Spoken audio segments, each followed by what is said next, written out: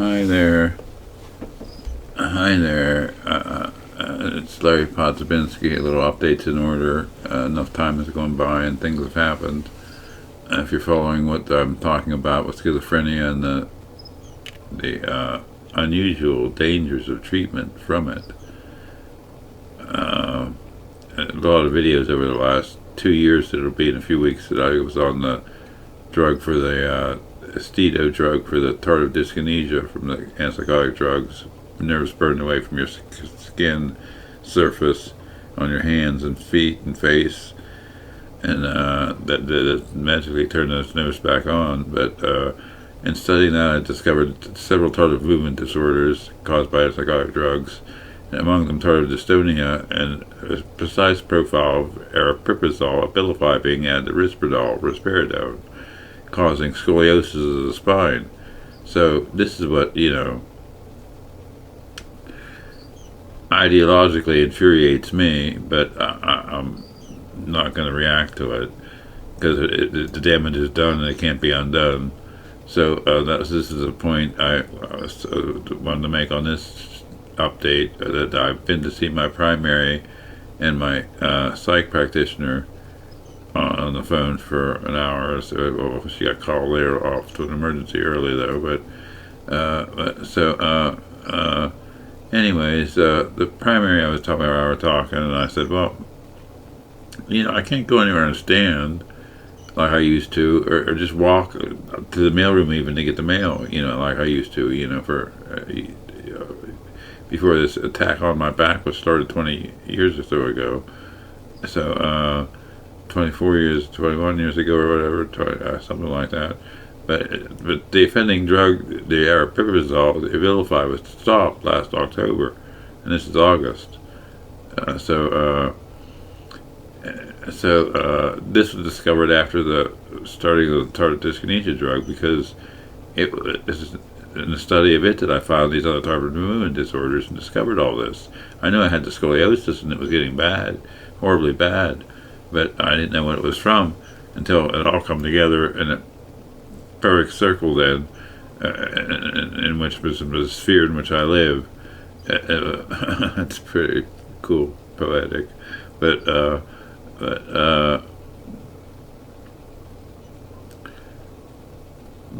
it's screwed up that the government knew about this and didn't tell doctors to engage people for these kind of movement disorders.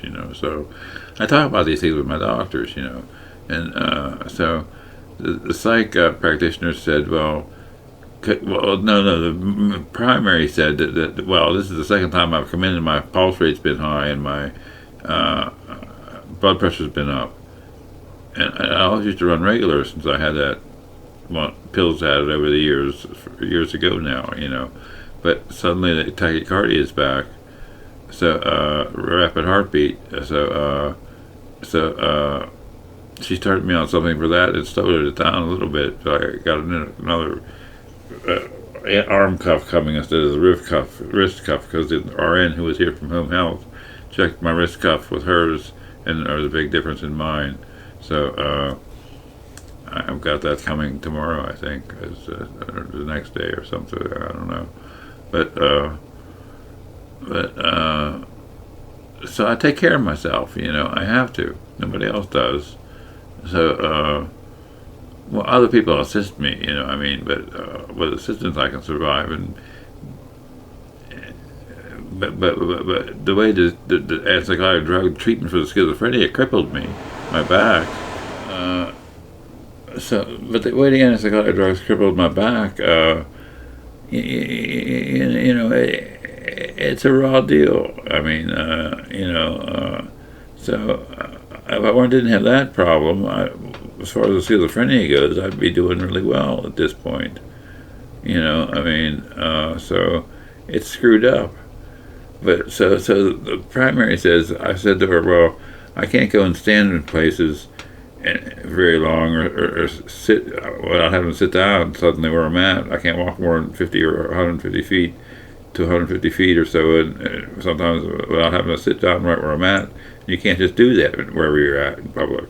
So I'm basically homebound, I said to her. She said, yeah, you're right. This is why you don't see me anywhere anymore. I can't get out and do the things I used to do.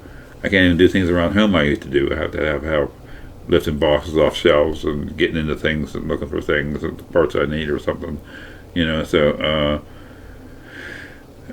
Doing household chores like laundry. There's no washer and dryer in where I live here, so I gotta go to the laundry room. So I can't carry that up there anymore. I used to carry one bag over each shoulder before this attack of the aripiprazole, the abilify mixed with risperidone, and there's nobody you can sue. It ain't right, and it just ain't right to treat people like this. Big Pharma is the culprit here. Because the government knew the NIH, the National Institute of Health, and the FDA, and the others, American Psychiatric Association, I read, all knew since 1972 or 1982, depending on what you read, and it causes scoliosis in long-term use, short-term trials. Can cause, but they didn't warn any doctors to gauge people for these kind of curvatures in your spine. My left shoulder hung lower for years, I never knew why until I got the diagnosis of scoliosis, the curvature. When I was 60, because I've been in so much pain by then. Since 45, age 46, it started up by past 47. Anyway, was it 20 years ago now, or more? But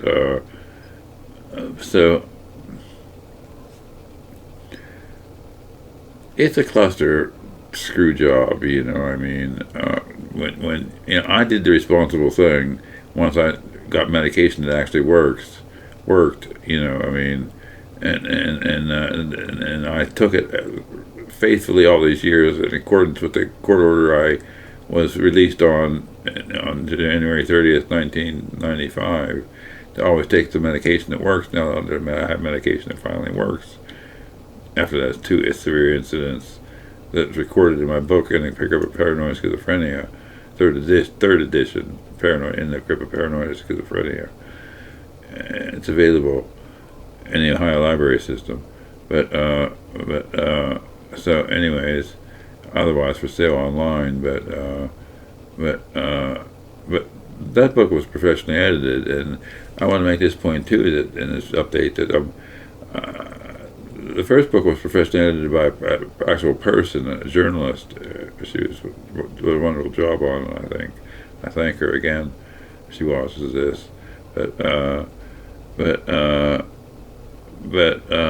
the second book I wrote I was the editor, and just Microsoft Word. It was style check engaged, as well as grammar and spelling check. But then I got turned on to a Grammarly writing AI, artificial intelligence writing assistant, and I used the free version for a few months, and then they offered me a deal on a year subscription, so I took it, and I'm amazed at what it's doing to edit my second book. I've just got about 12 pages left, I think, before I get to the end of the original end of where it ended. And then I've got to write the extended version, because I was talking about my back condition over the years getting worse, and dealing with it, how I had to deal with it, and dealing with it replaced the need for dealing with schizophrenia, because it was in check on medication. Another third generation antipsychotic was added when I was taken off the aripiprazole a year ago, or whatever it was, but supposed to be a year ago. But that's when the back pain really began, though, in astronomical proportions. I have options, though, and I utilize what I can and how I can. I'm able to keep up with it. But I've got a heart monitor on right now because of the tachycardia come back from the antipsychotic drugs, I presume, knowing how that's happened in the past before. And my psych practitioner said that risperidone can cause tachycardia, or to cause it to come back, start up again. So she was doing checks. what they could think they could change me to, but that's too risky. Every MD psychiatrist I've ever seen since I got well, who knew how sick I was, if it's in that book, if you don't understand, in the Grip of Paranoid Schizophrenia, 3rd edition, but that's my medical records basically, because they don't exist anymore, anywhere. But to be that sick and to be, as stable as I am now for 30 years, which is the awesome thing that psychiatrists, MDs do. But all of them who've known me since I got well on Risperdal, and they vilify out 10 years later, and then the radar continues because Risperdal causes a suppression in verbal fluency within the initial documentation. So the 3rd generation drug, the aripiprazole, or the Vraylar now, or the Abilify or the Vraylar today, now the Vraylar transitioned to, works to compensate for that suppression in verbal fluency. So it's all complicated and complex stuff. You have to comprehend to deal with, to survive with this kind of illness in a satisfactory way, beneficial way. But once your back is destroyed, what do you do then? I can't walk or stand or go any place and do anything I want to do, So I might want to do or otherwise, but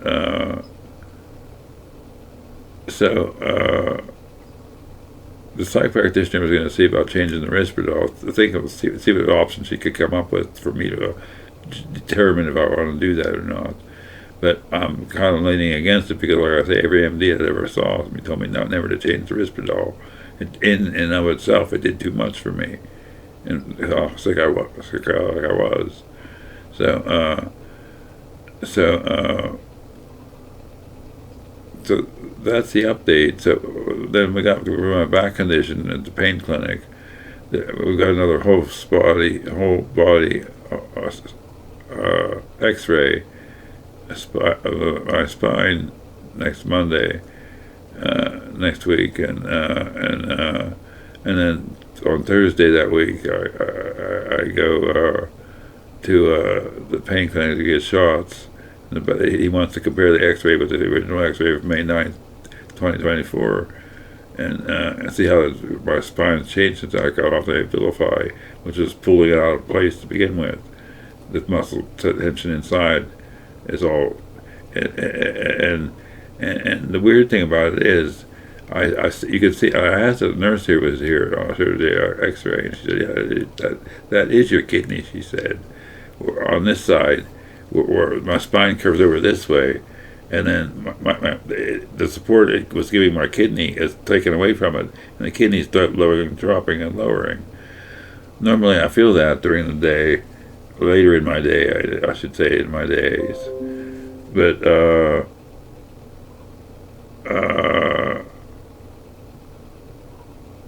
Well, it's eased up now because I took a pain pill. I have the option to once in a while because I want to go to bed from pain again.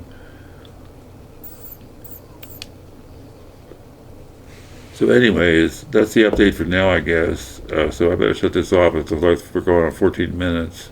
Thanks for your time and keeping up on things. And schizophrenia is not a problem now, really. I just stick to myself anyway, all of us in our own little bubbles.